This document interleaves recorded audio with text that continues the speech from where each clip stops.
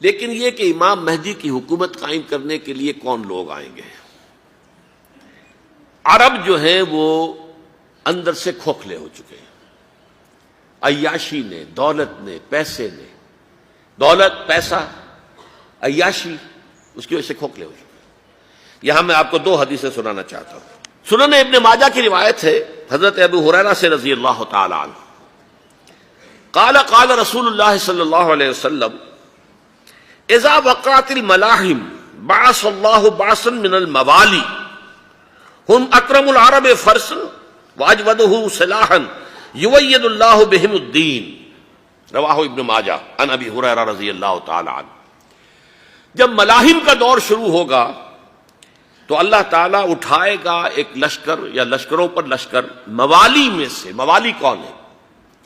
عربوں نے جب فتح کیا تھا اس پورے علاقے کو خلافت راشدہ کے دوران، اور پھر وہ لوگ جو ہے، ایک رائے تو یہ تھی کہ انہیں غلام بنایا جائے سارے آبادیوں کو، لیکن یہ کہ حضرت عمر کا اجتہاد تھا، اس کے مطابق جو غلام نہیں بنایا گیا تو وہ موالی کی حیثیت رکھتے ہیں۔ عربوں میں دم نہیں ہے، موالی میں سے لشکر اٹھیں گے کہ جو در حقیقت حضرت مہدی کی حکومت کو قائم کریں گے۔ دوسری حدیث سنیے، عن عبداللہ ابن الحارث رضی اللہ تعالی عنہ، اور یہ ابن ماجہ کی روایت ہے، قال قال رسول اللہ صلی اللہ علیہ وسلم یخرج الناس من المشرق فیوطئون للمہدی یعنی سلطانہ، لشکر نکلیں گے، لوگ آئیں گے مشرق سے، اور وہ حضرت مہدی کی حکومت کو جمائیں گے اور قائم کریں گے۔ اب ذرا نوٹ کیجئے کہ جزیرہ نما عرب کے مشرق میں کون سے ملک ہیں؟ تین: ایران، افغانستان، پاکستان۔ یہ تین سالڈ مسلم ممالک، مسلم آبادی اکثریت۔ ویسے تو یہ کہ آگے ہندوستان میں 20 کروڑ مسلمان ہیں، لیکن وہ 20 کروڑ جو ہے وہ تو 80 کروڑ کے اندر تحلیل ہو جاتے ہیں غیر مسلموں میں، لیکن یہاں جو معاملہ ہے یہ غالب اکثریت کے۔ ان میں سے ایران کا معاملہ جہاں تک ہے، نمبر ایک یہ کہ وہ شیعہ عقائد کے حصار میں بند ہے، اس سے ادھر ادھر ہونا اس کے لیے ممکن نہیں۔ حدیث میں یہ بھی آتا کہ اصفہان سے 70,000 یہودی دجال کا ساتھ دیں گے۔ لیکن بہرحال خراسان ایک صوبہ ہے افغانستان کا اس وقت بھی، شمال مشرقی کونے میں، مجھے امید ہے وہاں سے خیر کی، کیونکہ خراسان کا لفظ وہاں پہ شامل ہے، اور حضور کی حدیث میں بعد میں آپ کو سناؤں گا کہ خراسان سے فوجیں چلیں گی جو یروشلم کو دوبارہ حاصل کریں گی، فتح کریں گی۔ جیسے پہلے یروشلم کھویا عربوں نے تھا، دوبارہ حاصل کیا تھا کرد نے، کرد خون صلاح الدین ایوبی رحمت اللہ علیہ، ایسے اب پھر عربوں نے کھویا ہے، لیکن لینے والے خراسان سے لشکر آئیں گے۔ یخرج من خراسان رایات سود لا یردھا شیء حتی تنصب بإیلیا، خراسان کے علاقے سے کالے علم لے کر لشکر چلیں گے جن کے رخ کو کوئی موڑ نہیں سکے گا جب تک کہ وہ جا کر یروشلم میں نصب نہ ہو جائے۔ اس کے بعد نام آتا ہے پاکستان کا۔ یہ ہے میری اور آپ کی داستان، اور یہ ہے سبب جس کی وجہ سے کہ میں آپ سے یہ گفتگو کر رہا ہوں۔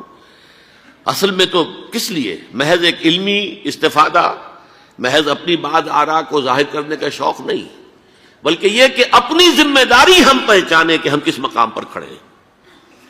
دیکھیے، اس پاکستان کے بارے میں یا ہندوستان کے بارے میں علامہ اقبال نے کہا تھا اپنے ترانہ ملی میں، میر عرب کو آئی ٹھنڈی ہوا جہاں سے، میرا وطن وہی ہے، میرا وطن وہی ہے۔ اور مجھے بتایا گیا کہ سنن ابی داؤد میں یہ روایت موجود ہے کہ حضور نے فرمایا کہ ہندوستان کی طرف سے مجھے ٹھنڈی ہوا آتی، اگرچہ مجھے وہ حدیث ابھی نہیں ملی ہے، لیکن حزب التحریر کا ایک کارڈ مجھے ملا تھا، تو اس میں اس حدیث کا اور اس میں ابو داؤد کا روایت کا حوالہ موجود تھا۔ لیکن میں جو چیز آپ کو بتا چکا ہوں وہ یہ کہ الف ثانی کا پورا تجدیدی کارنامہ اس ہندوستان کی سرزمین میں ہوا۔ مجدد الف ثانی شیخ احمد سرندی، شاہ ولی اللہ دہلوی، سید احمد بریلوی، وہ تو ہمارے پاکستان میں آ کر جو ہے ان کا خون جذب ہوا ارض پاکستان میں۔ پھر شیخ الہند مولانا محمود حسن۔ تحریک خلافت چلی تو صرف ہندوستان میں چلی اور کہیں نہیں چلی۔ آزادی کی تحریک چلی پوری دنیا میں، وہ نیشنلزم کی بنیاد پر چلی، ملے نیشنلزم، عرب نیشنلزم، ترک نیشنلزم۔ ہمارے ہاں چلی تو اسلام کے نام پر، پاکستان کا مطلب کیا؟ لا الہ الا اللہ۔ پھر پاکستان قائم ہوا معجزے کے طور پر، بلکہ نازل ہوا ہے لیلۃ القدر میں، انا انزلناہ فی لیلۃ القدر، جیسے قرآن نازل ہوا لیلۃ القدر میں، یہ پاکستان بھی نازل ہوا لیلۃ القدر میں۔ اس کا برقرار رہنا ابھی تک معجزہ ہے. ہندو یہ سمجھتا تھا، کانگریس سمجھتی تھی کہ جھٹپٹ ختم ہو جائے گا. پھر یہ کہ اس کا قرارداد مقاصد کا پاس ہو جانا، مزید بھی اور اضافی دفعات دستور میں آ جانا، اب کمرشل انٹرسٹ کو ربا قرار دے کر حرام قرار دینا، یہ سارے لینڈ مارکس ہیں کہ جو اشارہ کر رہے ہیں کسی چیز کی طرف، معاملہ کدھر جا رہا ہے.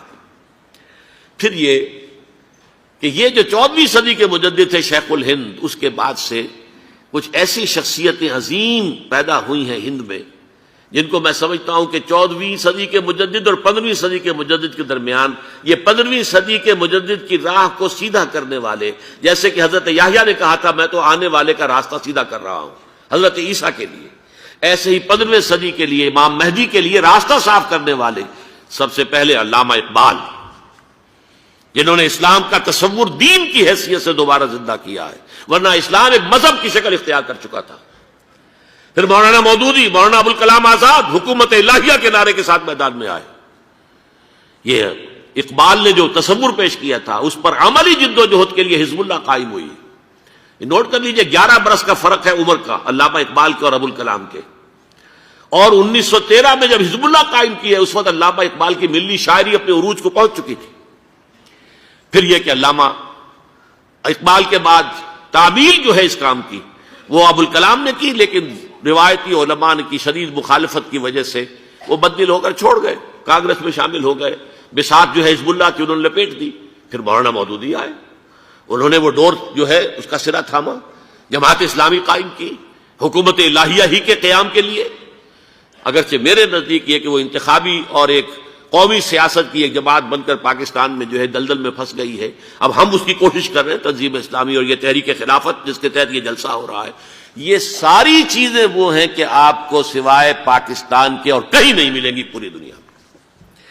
معلوم ہوتا ہے کہ پاکستان کو بہت بڑا رول پلے کرنا ہے اس میں، اور اس کے ساتھ اب جمع کر لیجئے افغانستان کی عمارت افغانستان، اسلامی عمارت افغانستان قائم ہو چکی ہے. یہ پچھلے 20 سالوں میں جو کچھ وہاں ہوتا رہا ہے اس سے پہلے تصور نہیں ہو سکتا تھا.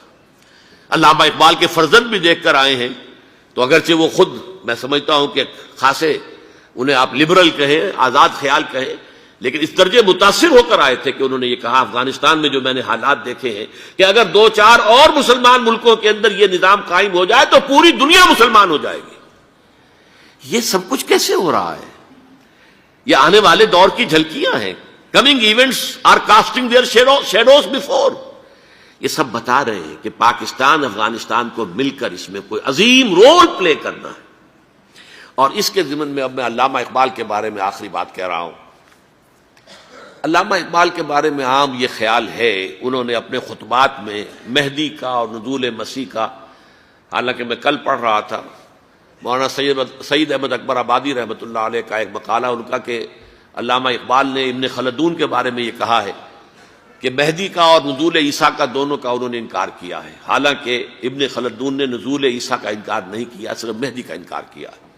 بہرحال علامہ اقبال نے خطبات میں انکار کیا ہے. لیکن یہ کہ اپنی شاعری کے اندر میں چیلنج کرتا ہوں کسی بڑے سے بڑے اقبال شناس کو، ان کا یہ شعر ذرا سنیے: خضر وقت از خلوت دشت حجاز آید بروں، کارواں زی وادی دور و دراز آید بروں. خضر وقت، امام وقت، رہنمائے وقت، قائد وقت، خلوت دشت حجاز، حجاز کی صحرا کی کسی خلوت گزینی سے نکل کر باہر آئیں گے. میں حیران ہوتا ہوں علامہ کے اس فکر پر اور اس مصرے پر. یہاں انہوں نے شیعہ اور سنی دونوں کے کانسیپٹ جمع کر دیے. شیعہ کا کانسیپٹ یہ چھپے ہوئے کسی غار میں وہاں سے برآمد ہوں گے، اور ہمارا کانسیپٹ میں ام سلمہ رضی اللہ تعالیٰ عنہ کی حدیث سنا چکا، چھپے ہوئے ہوں گے وہ وہاں پر، مدینے سے نکل کر آ کر مکے میں چھپ جائیں گے.